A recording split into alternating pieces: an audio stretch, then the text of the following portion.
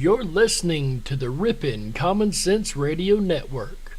Please rise for the playing of the Pledge of Allegiance.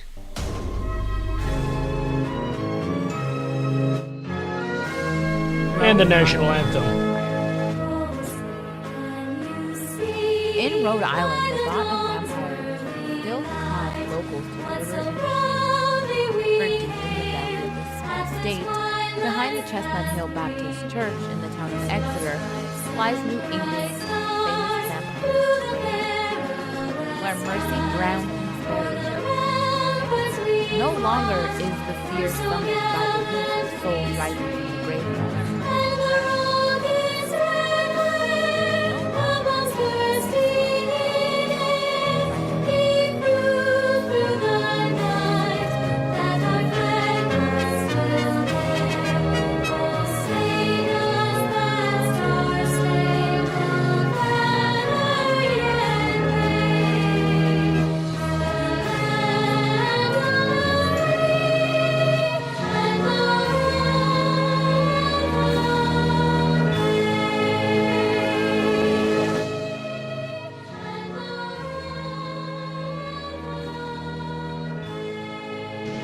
I pledge allegiance to the flag of the United States of America and to the republic for which it stands, one nation, under God, indivisible, with liberty and justice for all.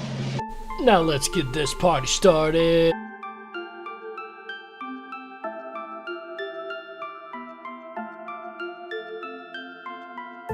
Unlocked and into the dark.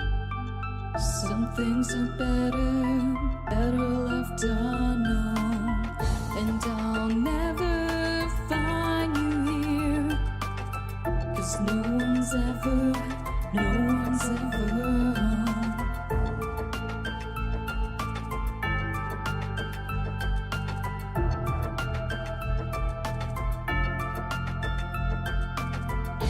What a widow, a peaceful spider.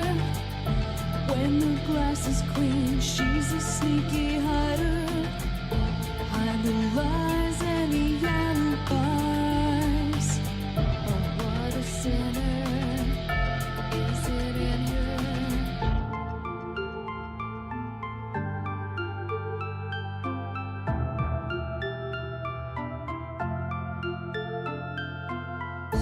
What's the truth in this riddle? Is love really just this simple? I can't seem to find my way in this world that never stays. Let's go, Brandon. Let's go, Brandon.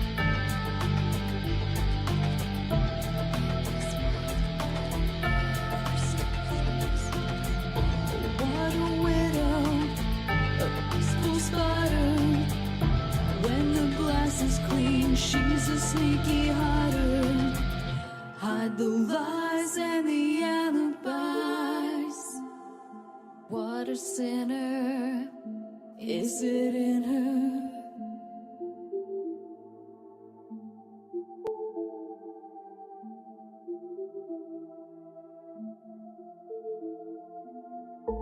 Is this real? Just illusion? Brandon lives in a wonderland of confusion.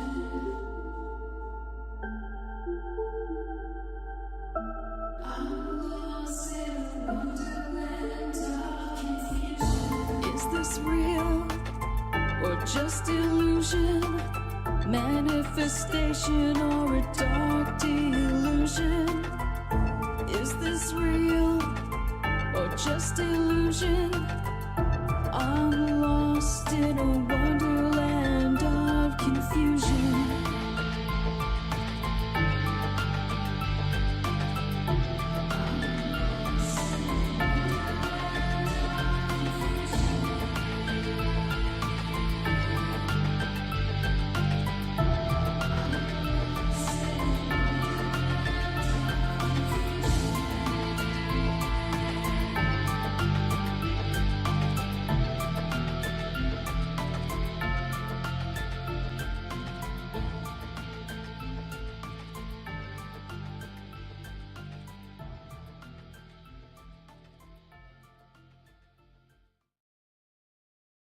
Ripon Rabbit Hole is a community-driven radio.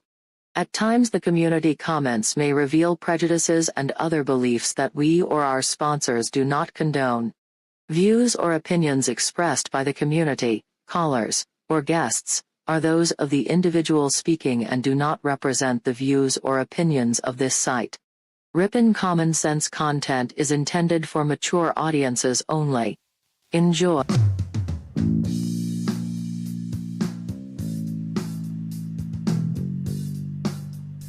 Coming to you from a secret cave, hidden deep within the wilderness.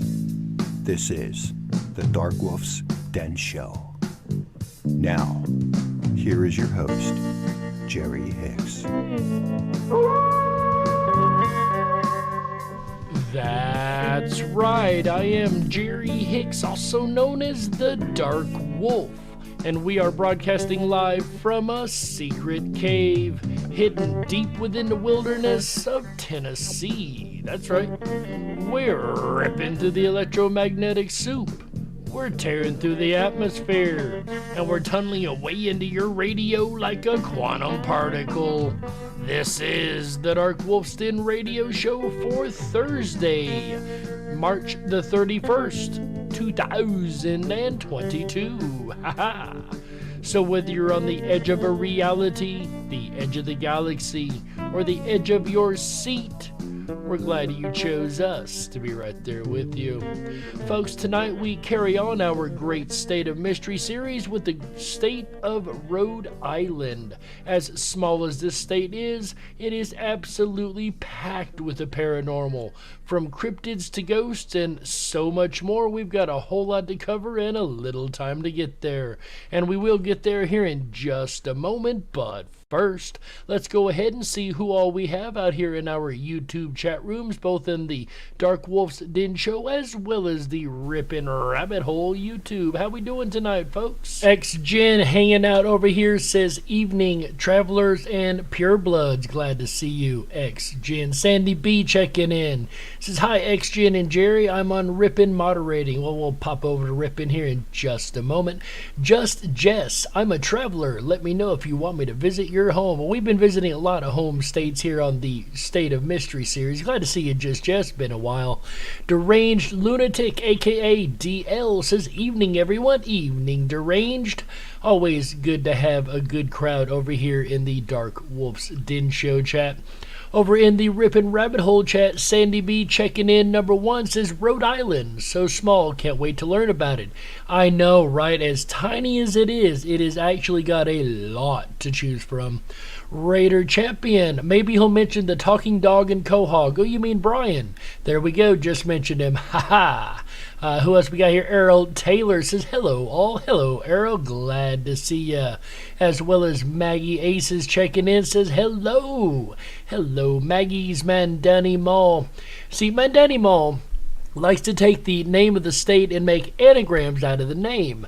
Tonight's anagram is, it's Shoe Rid Land tonight. Shoe Rid Land, Rhode Island. Last night he had a blast. There were so many letters in Pennsylvania, he spent the whole chat just tearing them up. I expect he's going to be doing the same, as Rhode Island has got a good number 2. Who else we have over here? Earth Daughter checking in. Wow, checking in early tonight. Glad to see you, Earth Daughter. Glad to see all of you guys here. It has been an incredible day here in the den. We've got quite a bit done. I'm surprised I don't see more of you guys hanging out. Do me a favor. Share this out everywhere that you can. Facebook, as bad as they are, Getter, wherever your particular social media site is, please share this out. Let everyone know about the Ripon Rabbit Hole. And of course, whether you are listening on YouTube or around the world on Ripon Common Sense Radio Network, or even on demand on BitChute or Rumble, we're glad to have every last one of you guys along for the ride. And we're gonna dive down into the paranormal rabbit hole of Rhode Island here in just a moment. But of course, we've got 2 more fun little segments to do, the first of which we call Today in History.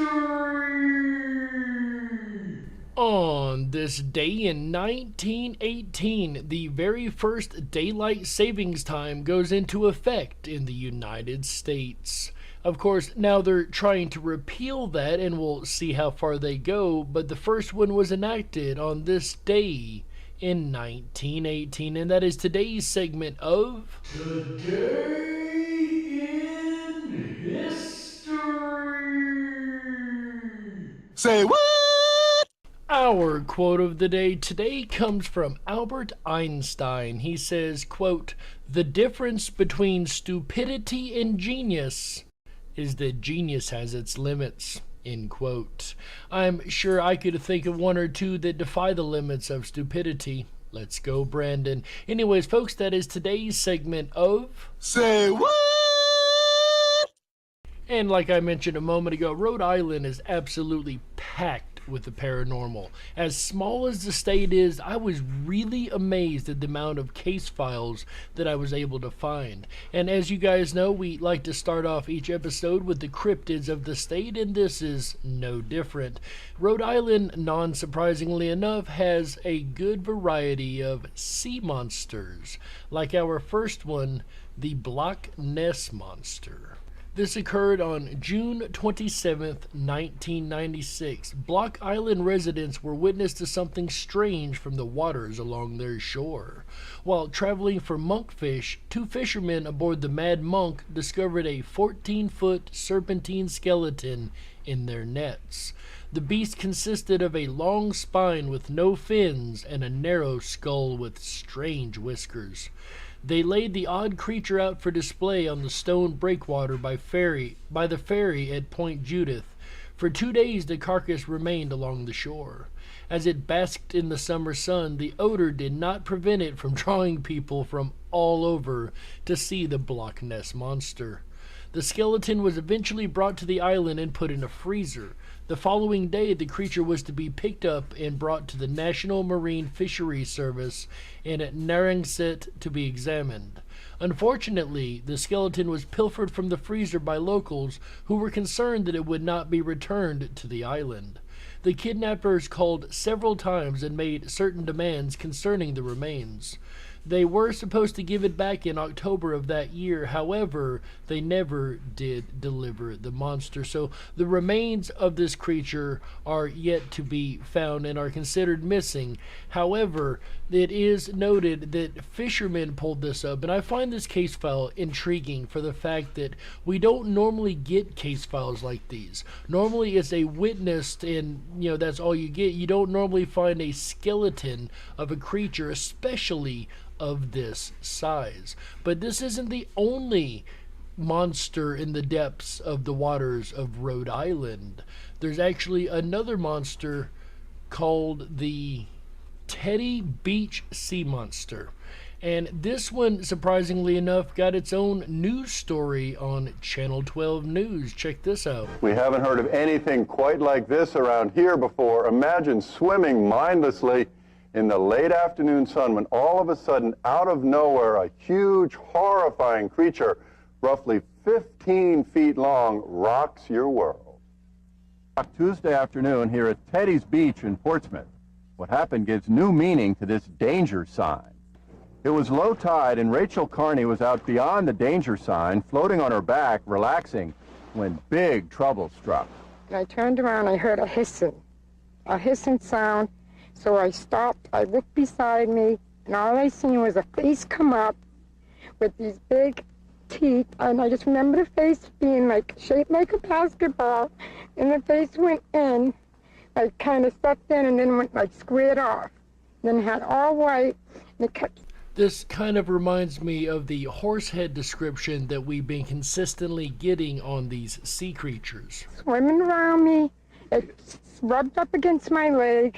So I just stopped, and I pretended like I wasn't moving. That's when it rubbed up, went down, and kept going around me. It rubbed up against your leg?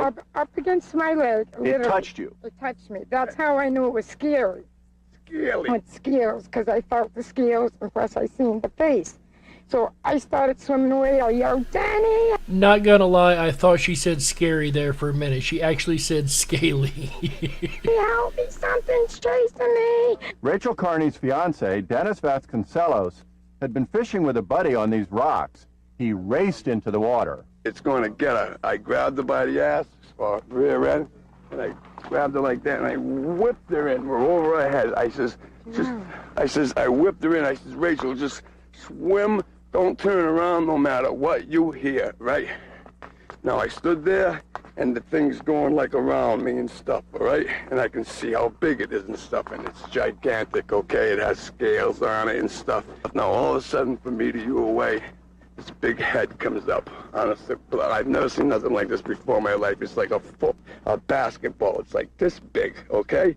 It comes up, and it's got these fangs, like my fingers, right? The first, this many in the bottom, and about 2 or 3 at the top, plus layers inside, okay? And it's like...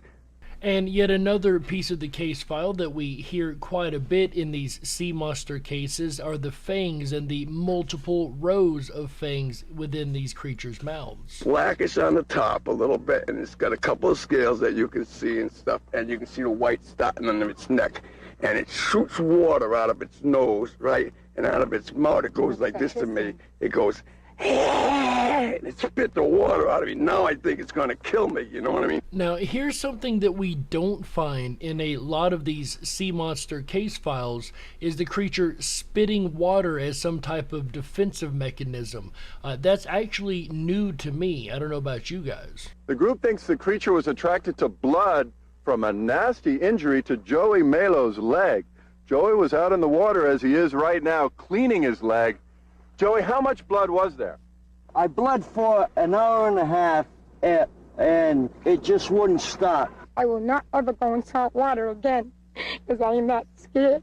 I thought I was dead that day, honestly. I didn't think he was going to make it in time to get me. I just thought I was dead. I thought it was a fauna. At first I thought it was an eel, okay, because it was, when it was rolling first, right, it would roll and you could see the white and stuff, but when it got to chase her, it was going like this. You know what I mean? Like they go a little bit like this, like a hump sort of. It sounds like a barracuda, similar, like that, all right? Man, you're still in the moment right now, 2 days later. You're still in this moment, are you? I am flipped over this. I went to bed. I've been going to bed with things grabbing me, wrapping around my neck, choking, fighting underground and everything. It's still a mystery what the creature was. State environmental agents checked out the scene today and found nothing, so the best guess comes from marine experts we checked with. They figure it may have been some sort of a tropical fish that migrated here with a warm Gulf current. Because, of course, the experts aren't going to admit that a sea monster could exist. That'd be, too much like right. But very intriguing case file. It's not a lot of times that we get these in the news, right? We don't get a lot of news reports specifically. Normally it's just eyewitnesses filing a report somewhere, whether it be online or whatever the case. So very intriguing, but that's not the only monster of Rhode Island. It has its own Bigfoot also, as if that's a surprise, right? I was at the time maybe 8 years old, and my mother and I, on this particular night in the late 1970s, commenced our ride around the roads to see if we could see any deer. It had been raining earlier with thunder and lightning mixed in. Now it was just raining. We were rounding a corner on one of the roads that paralleled the Indian Cedar Swamp, and as we started downward, we noticed the road was obstructed by a large, blown-down oak tree. The tree had green leaves on it, so it had recently come down. We guessed maybe in the storm earlier, possibly lightning. The road was very narrow, and the brush alongside of the road made it difficult to back the car around to turn around. The rain was falling, but not heavy. The wipers were on, the headlights on the car were on as well. As my mother turned the front end of the car, the lights cast on the left side of the road where the tree had been broken off from its stump. We were maybe 1.5 car lengths from the stump. Beside the tall fractured stump stood what looked like a large yellow-white ape. That's right, folks, a white Bigfoot. Here's something, again, we don't normally get in the Bigfoot case files. It was maybe 6 to 7 feet tall. Its hair was long, face flat, long, massive arms. Its head appeared to be without any neck. Its chest was broad. My mother and I froze momentarily, 5 seconds, maybe 10, and the figure remained still, staring at us. My mother floored the car into reverse. I remember the terror of it all. The sound of gravel hitting inside the fender wells, the sound of the brush crushing against the car, and then the acceleration as she sped off. We were clear as to what we saw, and we have no question in our mind that we saw something or someone in ape-like shape that night. We were certain of it. We need no one to tell us what we saw. It's crystal clear. For years, we told no one. We would talk about it in our home in privacy, and even my father found this story hard to accept. So whatever this creature was, it really scared these people a lot, to the point that they would not even publicly speak about it. However, it's not the only sighting of the big white Bigfoot. April 15th, 2010. Providence County, Rhode Island. I was driving along Route 6, crossing the Connecticut state line into Rhode Island. The road is very dark and heavily wooded in this particular area. As I was traveling east, something quickly moved across the road in front of me. I was driving approximately 55 miles per hour. Once I registered what I was seeing, I also realized that whatever it was had walked on 2 legs. It cleared the guardrail on the side of the road in 1 step and was gone. I was very spooked. The whole incident lasted less than 30 seconds, though I think about it often, especially when I drive through that area. You know, I take it back what I just said. Sandy B points out Abominable. The Abominable Snowman, a cousin of the Bigfoot, is white. That is true. The witness is a professional behavior analyst, and the following additional information was obtained during a 20-minute phone interview. The witness is very familiar with the 2-lane state road and specific area in which the sighting took place, having traveled the road numerous times in the past and at the same general time. The witness was traveling with young children who were asleep in the back seat, and she was on her cell phone driving east when the sighting took place. She observed a dark bipedal animal move with a relatively fast, steady gait across the road from her right to left as an oncoming westbound car was approaching in the distance. Her car passed the animal after it had stepped over the guardrail adjacent to the westbound lane and observed the animal take a few steps down an embankment and then disappear from sight. She described the animal's movement in crossing the road and stepping over the guardrail as smooth and fluid. The approximate distance of the animal from the front of the car as it traversed the road was indeterminate. However, it was of sufficient distance that she had time to slow down. As the bipedal animal crossed the road, the witness's car headlights caught the lower half of the animal's body, which she described as hairy with no reflected light. The section of Route 6 on which the sighting took place is relatively flat with swampy, relatively dense woodland on both sides of the road. The area is very dark at night due to the absence of ambient light from streetlights nearby homes or businesses along the road. The general area is marked by low rolling hills and wetlands within relatively large tracts of uninhabited state-protected land. The sighting took place in the Pawtuxet River watershed, which is characterized by deciduous trees and mixed forests coupled with freshwater waterlands. This biodiverse environment supports a wide range of mammalian, example deer, bobcats, foxes, and waterfowl species. Interestingly enough, it seems that an area like this would actually be perfect for a creature such as a Bigfoot. The reason being is the large amount of woodland cover that this creature would have, coupled with the water sources that are more than abundant in the area.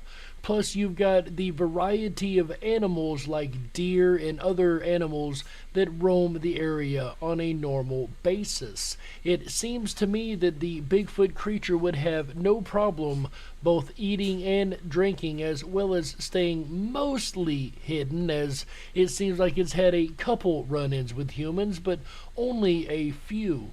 Just enough, though, that we can find out about it.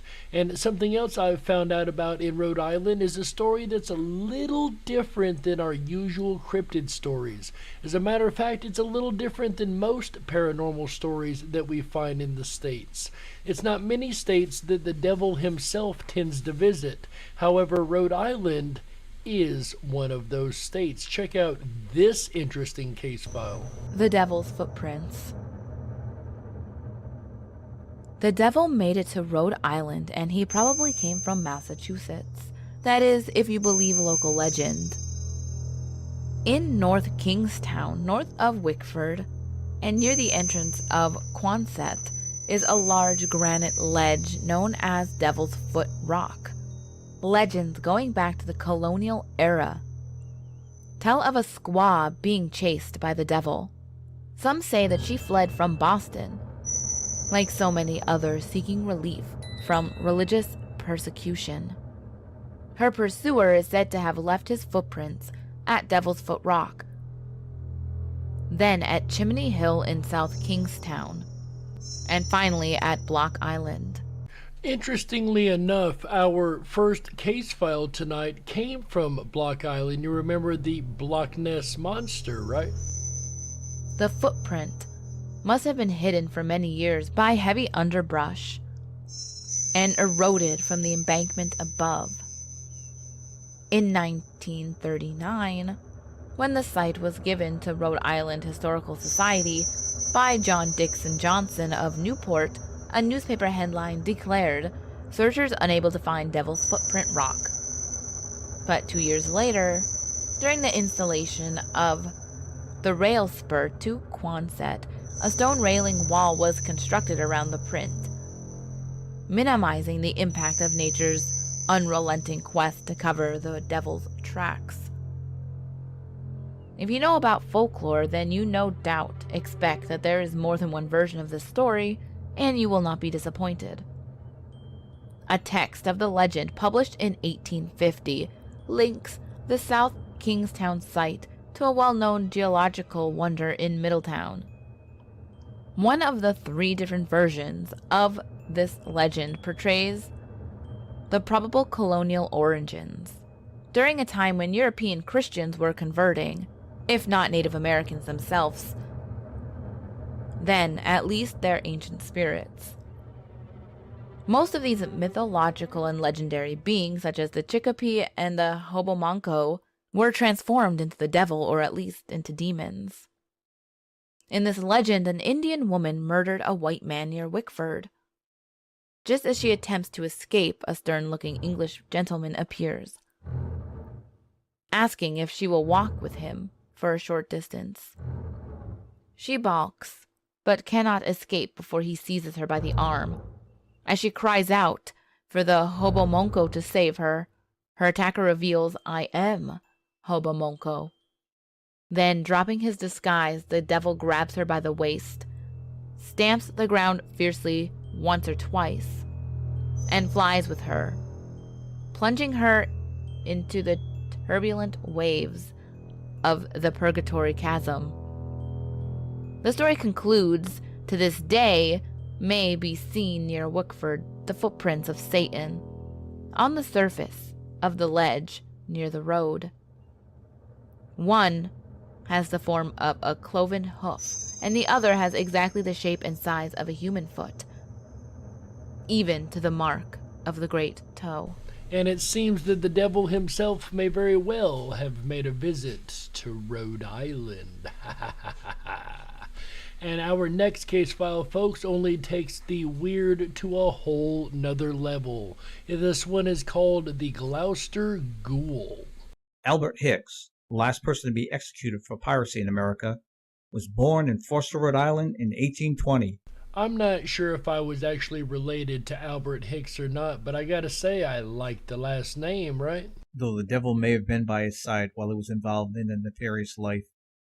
His first encounter with him, or one of his hellhounds, may have been back home in Foster, Rhode Island. While living in Foster, he was fascinated by stories of pirates, robbers, and highwaymen. He was often riveted by tales his friends shared with him. One claimed that pots of silver and gold had been buried in their neighborhood by Captain Kidd. Hicks often found himself dreaming of finding the stash that was secreted somewhere nearby. He could feel the gold calling to him. In the summer of 1839, Hicks had grown confident that Kidd's treasure was lying somewhere on Page Farm. He had heard that some Spanish doubloons had previously been found on the farm. Hicks, and 3 fellow Gloucesterites decided they would claim this hoard under the cloak of night. Manned with shovels and picks, Hicks and his hooligans set out to claim the treasure. Once on the farm, they began to dig fiercely for Kid's supposed buried gold. It wasn't long before their effort was interrupted by a strange sound. Maggie's ace says, Satan and Purgatory Chasm. Might want to educate oneself in Catholic theology, Satan, heckfire, and also what purgatory is. Sorry, I can't say that word on radio. So interestingly enough, I was doing some reading up on these case files, and it turns out that with Rhode Island, a lot of the areas didn't really have names, and the people around just kind of named them as they went. They were only really locally named, and eventually the names tended to stick on. That's why such names as Purgatory Canyon, things like that, actually gained their naming. Interesting factoid there. They stopped their work and listened with caution. Had their venture been discovered? As they looked up, emerging from the dark forest in front of them was an eldritch horror. Quickly they dropped their tools and ran for their lives. And the description of this creature is unlike any I've ever heard. Hicks described the beast as a large animal with staring eyes as big as pewter bowls. The eyes looked like balls of fire. When it breathed as it went by, flames came out of its mouth and nostrils, scorching the brush in its path. It was as big as a cow, with dark wings on each side like a bat's. It had a spiral horn like a ram's, as big around as a stovepipe. Its feet were formed like a duck's, and measured 1.5 feet across. The body was covered with scales, as big as clamshells, which made a rattling noise as the beast moved along. See, this creature originally reminded me of a Mothman, but the more I hear this description, the stranger it gets. The scales flopped up and down. The thing had lights on its side, like those shining through a tin lantern. Before I saw it, I felt its presence, and I smelled something that was like burnt wool as it went by. I had a feeling of suffocation when it came near me. The monster seemed to come from nowhere, and to go away in the same manner. It almost sounds to me like a dragon, but a much different version than I've ever heard. However, this would not be the only sighting of the Gloucester Ghoul. The beast wasn't seen again until 1896 by Gloucester resident Neil Hopkins. The story of his encounter was reported in the January 15th, 1896 edition of the Evening Hour. On the cold winter evening of January 13th, Neil was on his way home from work in Putnam, Connecticut. Though he had traveled this path alone many times before, this evening he had a troubled feeling. When Neil reached the darkest point on his route, he heard a sound from deep in the forest quickly moving towards him. Suddenly, as if from out of some gateway from hell, a supernatural creature came charging from the darkness and began to pursue him. It seemed to be all afire. It had hot breath, Neil explained. There was a metallic sound, like clanking of steel against steel. The beast didn't seem to be strong in wind, for it chased me only a short distance and then plunged off into the woods. I could hear the dead branches and twigs crackling under the heavy tramp. Neil said that whatever it was he saw, it was as large as an elephant, but had no tail. Those who had heard about his horrible encounter were not sure exactly what it could have been. Some believed it was a bear that had been seen recently in Webster, Massachusetts, and as far south as Gloucester. Others thought it was the famous Gloucester monster, the burning beast that pirate Hicks had seen 57 years ago. There are those who believe that the beast still haunts the forest not far from the Providence Turnpike. If you happen to find yourself to be the beast's next unlucky victim, keep in mind that it has never been known to take a life. Now, those are probably some of the strangest cryptid descriptions I think I have ever heard, and I've heard quite a few. But we have run out of time in the first half, so we've got to go ahead and take a network break right here, folks. My name's Jerry Hicks, also known as the Dark Wolf, and you're listening to the Dark Wolf's Den radio show exclusively on Ripon Common Sense Radio Network, the RiponRabbitHole.com. We will be right back with the second half of the Dark Wolf's Den show and the hauntings of Rhode Island after these messages. Stick around, don't touch that dial. That's right. We gotta stoke the fires and run off the men in black. Don't touch that dial. We'll be right back.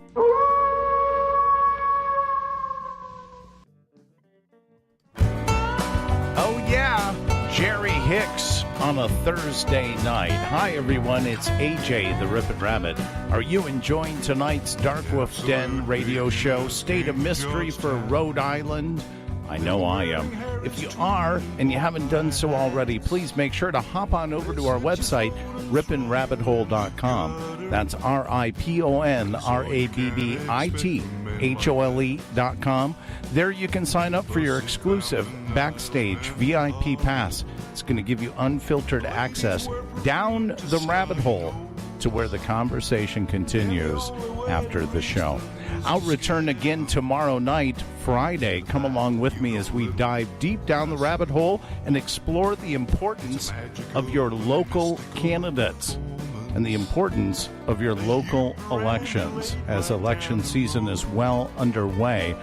We'll take a look at what's going on the ground in Ripon, Wisconsin, and use it as a showcase model that you can compare to what's happening in your own backyard.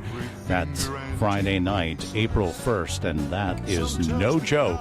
Join me at 7 p.m. Pacific, 10/9 Central tomorrow night, Friday. Then Saturday night, April 2nd, come along with me as we dive down and explore the rabbit hole of the 25th Amendment. What happens if our president is mentally incapable of doing his job, or physically incapable, for that matter, of doing his job? We'll explore all the options and just what the 25th Amendment has to say about it. It'll be an interesting look. Again, April 2nd, Saturday. Then we'll end out the weekend right together with you. Sunday night, April 3rd. That's right, the first Sunday of the month. You know what that means. Beat Eugene, the mystery edition. Come along with us and join us Sunday night starting at 7 p.m. Pacific, 10/9 Central for the most interactive family game show on radio. An evening of puzzles, riddles, and mystery. You'll have to tune in to find out. And you know what that means. You get an extended weekend Tuesday. That's right, Tuesday the 5th. You can join your host, Raider Champion, exclusively in the Backstage VIP Lounge as Tuesday night videos will continue the mystery. It's going to be a lot of fun. I can't wait. An exciting weekend ahead, that's for sure. Tell your family, tell your friends, heck, tell your family's friends to be here or be square.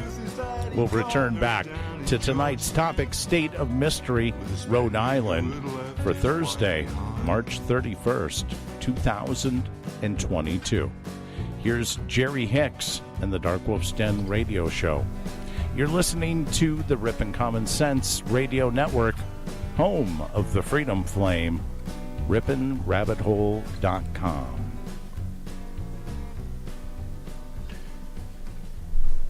Do you like what we do here at the Dark Wolf's Den show? Would you like to help support us? If so, we have the perfect way to do it. Did you know that I wrote a book? That's right, it's called Moon Madness. Very interesting indeed. Don't want to give too much of the plot away, but it's something you'll definitely enjoy. If you'd like a copy, you can go ahead on over to Amazon. It is $7 for Kindle, $12 for paperback. You get something to read, and you help support us at the same time. If you were meant to be controlled, you would have come with a remote, but you didn't. And that's why you listen to the Dark Wolf's Den show. Now, here is your host, Jerry Hicks. That's right, I am Jerry Hicks, also known as the Dark Wolf. And welcome back to the second half of the Dark Wolf's Den radio show for Thursday, March the 31st, 2022. So whether you're on the edge of a reality, the edge of the galaxy, or the edge of your seat, we're glad you chose us to be right there with you. Folks, in the first half, we went over a number of strange cryptids, and strange indeed, including a couple devil and devil monsters also. And in the second half, we are going to go over the hauntings of the state of Rhode Island, starting with the Breakers. The Breakers in Newport was built for Cornelius Vanderbilt II and his wife Alice as a summer home in 1893. Located right on the coast, it now acts as a museum, with the third floor open for members of the Vanderbilt family only. Family members, employees, and visitors begin reporting paranormal occurrences after the death of Alice in 1934, and it's believed she loved the house so much that her soul still resides here. Many report strange and unexplainable sounds, objects found in different locations than they were left, and even Alice's voice drifting through the halls at night. It should be noted that ghost hunts are not allowed here, and it's rumored the family is very aware of the presence in the house and doesn't want it disturbed. So this seems to me more like a caretaker ghost, right? Albeit an active haunting, most caretaker hauntings are. Providence City Hall. Providence City Hall in Providence was built in 1878 and is surrounded by local legends that will send chills down your spine. Though it has never been confirmed, local legend states the entity that haunts this old hall is that of the former mayor, Thomas Doyle, who passed away while still holding the position. His wake was held in this very building. Many have reported supernatural occurrences here throughout the years, including chairs moving on their own, cold breezes felt even when the windows are closed, and doors slamming when no one is around. To further solidify the theory that this spirit is the former mayor, many also report a man's voice that's very similar to recordings, the feeling of someone trying to shake hands with any who enter, and phantom cigar smoke, believed to be from the mayor's beloved stogies. And once again, we have a caretaker ghost, it seems like here. What I find really intriguing with the case files that we've went over on this whole series is the fact that these ghosts seem to really retain the personality of the person that they were in life. It seems to me that the soul and consciousness seem to be one in the same, as it would be in this case. He seems to be acting out the position of mayor, trying to shake people's hands, things like that. I wonder if he isn't upset with the doors slamming that he isn't the only mayor there, or even knows at all that he has passed on, right? Also, this haunting still does seem to fit the recipe. High trauma, high emotion, high chance of haunting. For some reason, emotions seem to be one of the main guiding factors in the creation of reality, as it does also, as we know, tend to include intent. Your emotions tend to guide your intent in the world, right? So it only makes sense that this would be the case. The Crescent Park Carousel. The Crescent Park Carousel in East Providence was hand-carved by Charles Loof in 1895, and it's all that's left of the abandoned amusement park that used to occupy the area. The former amusement park changed hands many times, with most of the park being destroyed by two separate fires. Those brave enough to ride this old carousel or explore the surrounding area, especially after dark, report the phantom sounds of voices and laughter, shrieks from where the old roller coaster used to stand, and strange apparitions made of mist floating through the area. Now, one part of that just caught my attention was shrieks from where the old roller coaster used to stand. Again, on a roller coaster, you have a very, very high amount of emotion, albeit normally positive emotion. Just the same, you have a high amount of emotion that seems to, for whatever reason, inlay onto reality.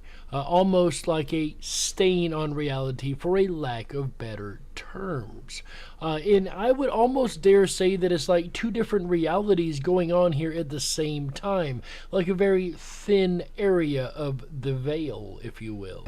Many have also caught orbs in photographs, reported smelling the smells of popcorn and cotton candy at night, and several have told disturbing stories involving what they believe were ghostly clowns. Okay, I'm not a person that tends to fear clowns. Clowns don't bother me at all. That said, ghost clowns, that would be a little more disturbing in my book. On numerous occasions, employees after hours have reported being startled by the bright lights and loud music of the carousel as it whirs to life by itself.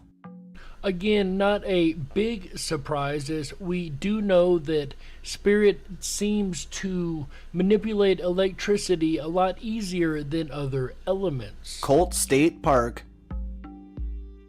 Colt State Park in Bristol was once the home and property of Samuel P. Colt, who shared a name with his uncle, the legendary arms maker. In 1905, Colt purchased 3 separate farms, merging them into his summer home and a large stone barn. The grounds were open to the public after his passing, and though the home was demolished in the 1960s, the old stone barn remains, and it's said to be the center of the hauntings. Many have reported a wide range of odd occurrences, including the doors slamming shut at night, lights turning on and off on their own, and objects moving around the barn.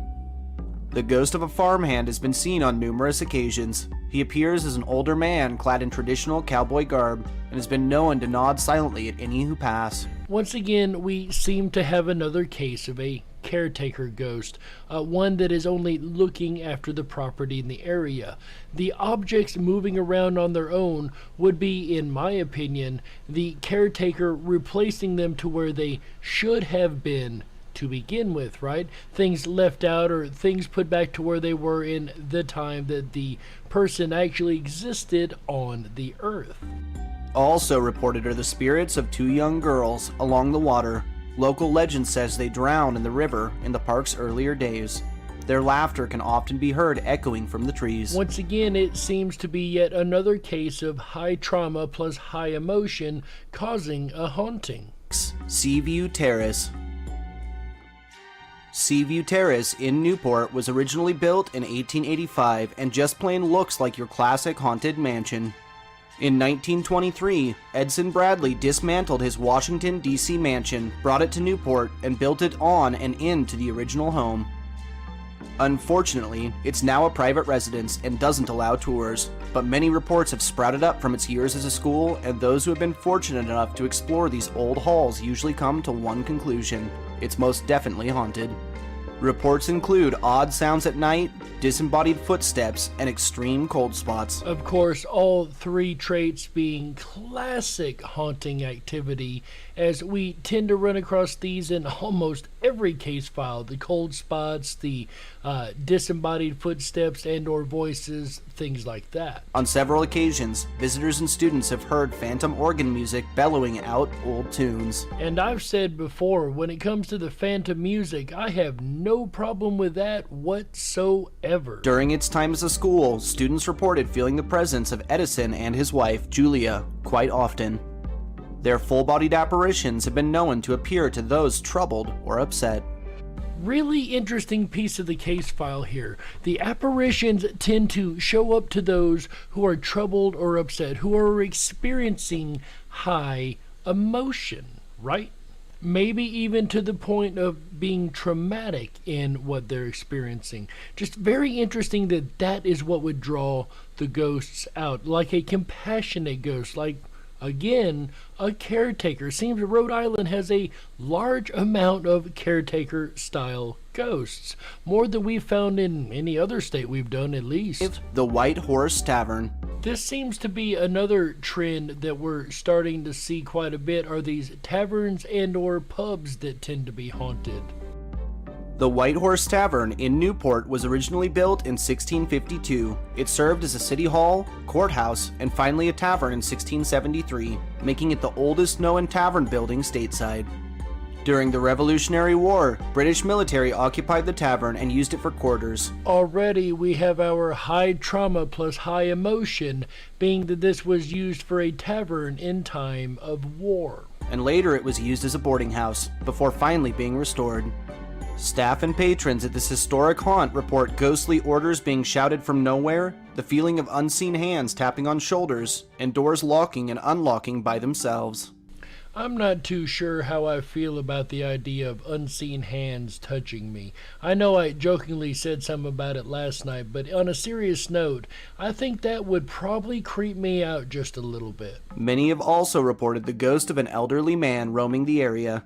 He's believed to be the spirit of a man who died here as a John Doe, without anyone ever knowing his identity. He's been known to pester guests in the dining room, especially women, trying to communicate. Or trying to flirt from the other side. One of the two, right? The General Nathaniel Green Homestead. The General Nathaniel Green Homestead in Coventry was built in 1770 for the Revolutionary War general of the same name. The general lived there until 1783, and in 1786, after his passing, the house was sold to his brother and remained in the family until 1899. In 1919, the old abode was restored and opened to the public as a museum. So for any paranormal researchers around Rhode Island, here is a place that is literally open to the public for investigation. And many since have reported a wide and terrifying range of paranormal occurrences, including the smell of baking bread, disembodied footsteps throughout the halls and on the stairs, and locked doors opening on their own. Many have also cited shadowy apparitions that seemingly stalk any who enter the residence, and several have reported seeing an old baby carriage rolling around the home on its own.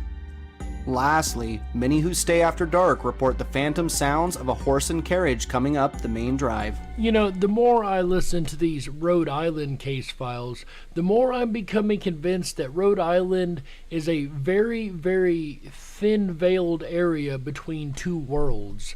Whether that be a spirit world or another reality altogether like our own, I'm not entirely sure just yet. But I'm really starting to think that this just is two realities laid on top of each other that we call a state, right? The Rhode Island School of Design.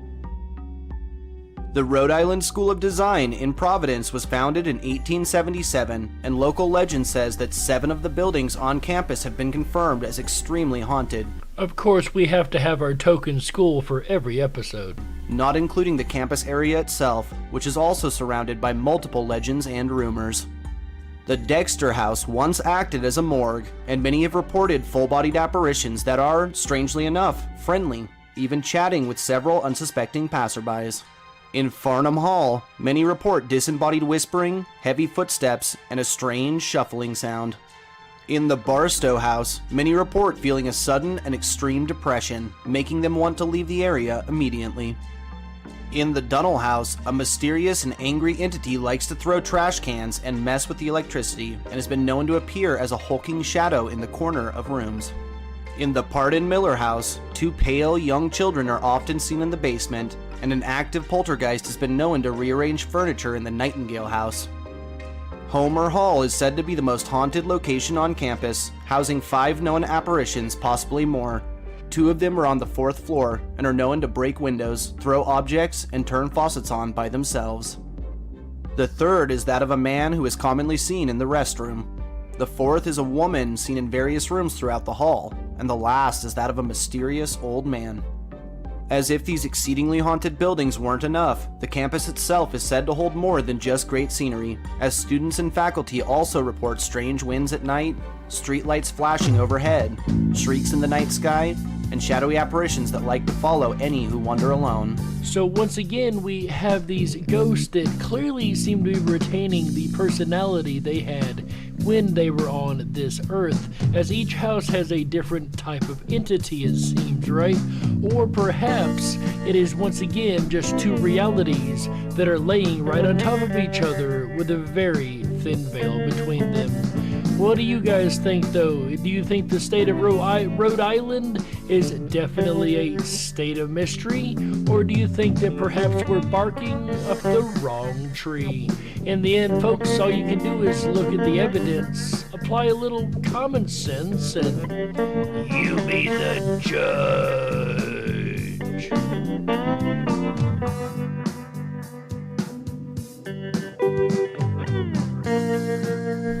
we got to close it out.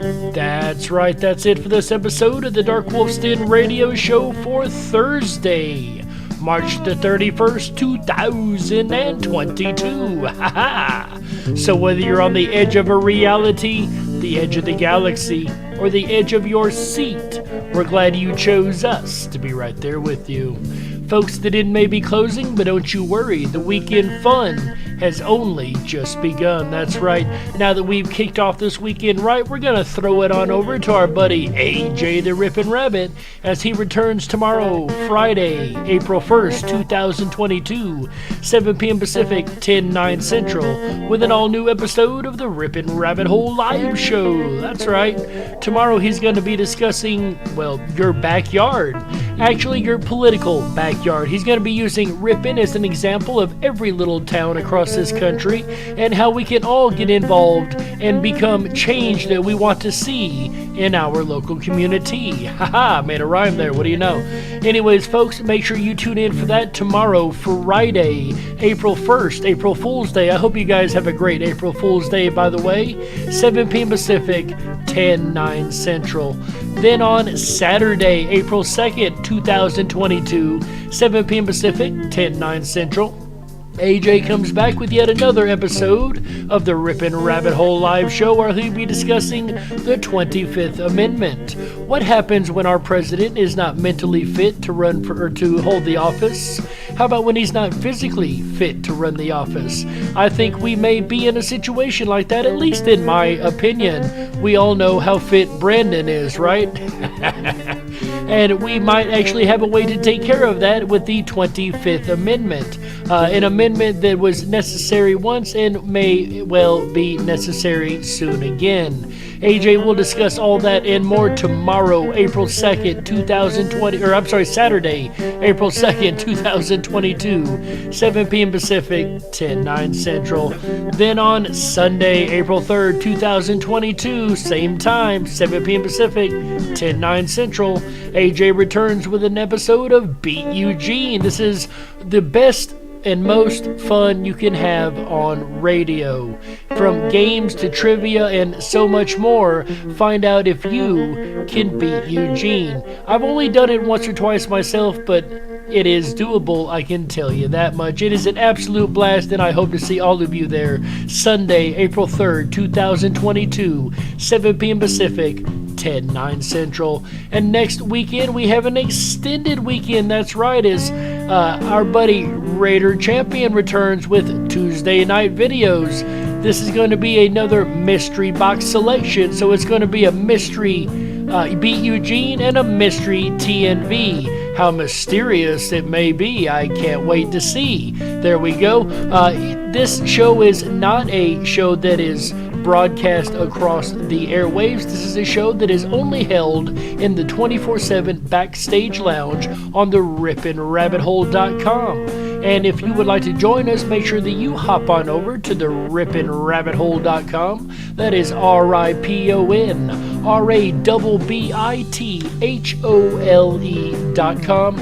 Over there, you're going to find not only the 24/7 Backstage Lounge, but a plethora of fun. You're going to have to make sure you sign up for your VIP pass. That is absolutely free and always will be. This is going to get you access to the lounge as well as all the other fun stuff we offer, like our groups section over there. We have the Dark Wolf's Den Show group as well as the Ripon Rabbit Hole group, Lucid Dreaming, Convention Estates, International Mandela Effect Conference, an entire list of different groups and ideas over there to check out. And if there's not a group that you like, well, guess what? You can make your own. It's just that simple, as we are a community generating press, and well, you guys are the community, right? As also, while you're over there, make sure that you check out the Down the Rabbit Hole section. That is our exclusive privatized social media section. We don't shadow ban, we don't throw the fake checkers on there. We really appreciate people dropping information over there and sharing it with the rest of us rabbits. As a matter of fact, I've got a couple show topics lined up whenever I'm able to finish the State of Mystery series anyway, that came directly from that area, so make sure you drop down the rabbit hole with the rest of the rabbits and join us for some fun. With that said, folks, we have to get out of here for this weekend and throw the reins over to our buddy AJ the Ripon Rabbit for the rest of the weekend. So on behalf of AJ the Ripon Rabbit, Chick Mandela Effect, Michael Musco, Walt House, everyone involved with Ripon Common Sense Radio Network, as well as Tom Bayless and Red Shed Studios for this incredible music. My name's Jerry Hicks, also known as the Dark Wolf, and you've been listening to the Dark Wolf's Den radio show exclusively on Ripon Common Sense Radio Network, the RiponRabbitHole.com, home of the freedom flame that burns at the bottom of every page. Until next time, folks, remember, stay awake, but dare to dream. Good night, everybody. How? Yeah, that's right.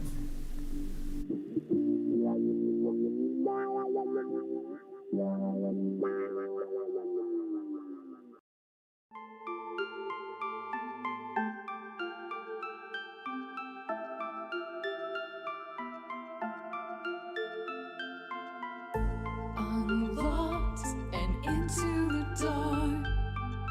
Some things are better left unknown. And I'll never find you here, 'cause no one's ever home.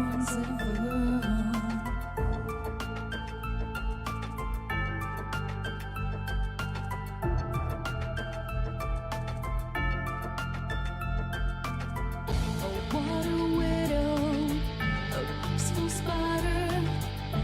When the glass is clean, she's a sneaky hider.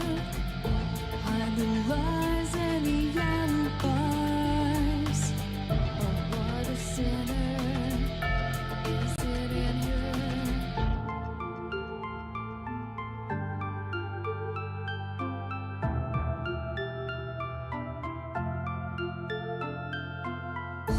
What's the truth in this riddle? Is love really just this simple?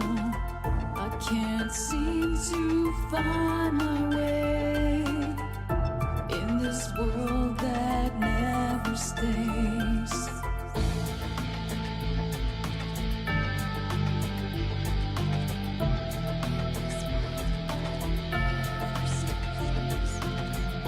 What a widow, a peaceful spider. When the glass is clean, she's a sneaky hider. Hide the lies and the alibis. What a sinner, is it in her?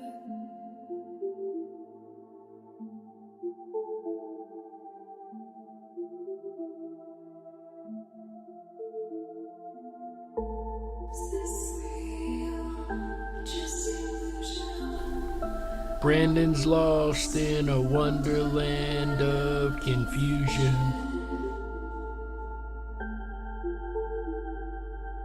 I said he's lost in a wonderland of confusion. Is this real or just illusion? Manifestation or a dark delusion? Is this real or just illusion? I'm lost in a wonderland of confusion.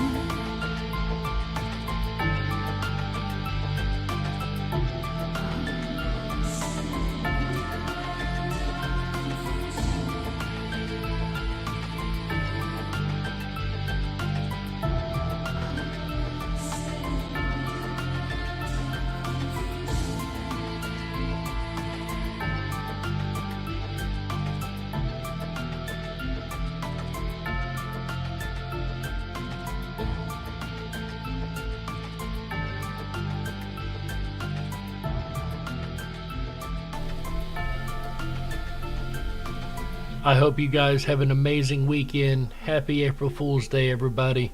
Don't have too much fun now.